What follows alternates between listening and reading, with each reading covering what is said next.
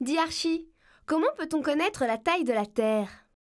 Très bonne question, Maya. La réponse, on peut la trouver avec quelques ingrédients très simples. Il suffit d'un puits, d'un bâton et d'un calendrier.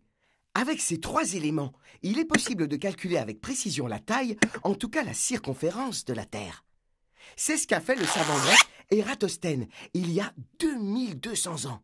Il avait entendu que le premier jour de l'été, à 12 heures, à Assouan, le fond des puits, même les plus profonds, était toujours éclairé.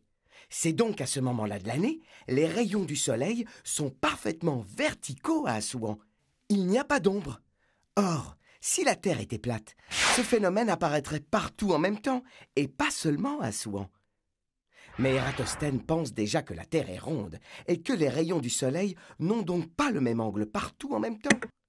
Le premier jour de l'été suivant, à la même heure, mais à Alexandrie cette fois, il dresse un bâton et constate effectivement que là, il y a une ombre.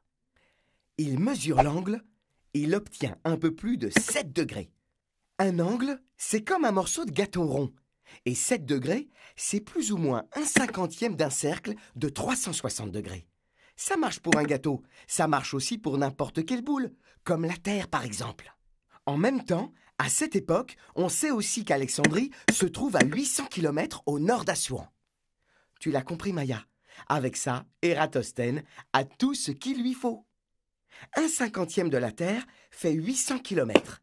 La Terre en entier mesure donc 800 km x 50, c'est-à-dire 40 000 km. Si quelque chose ne tourne pas rond, Maya, tu m'appelles quand tu veux. Je te laisse, j'ai une autre ligne.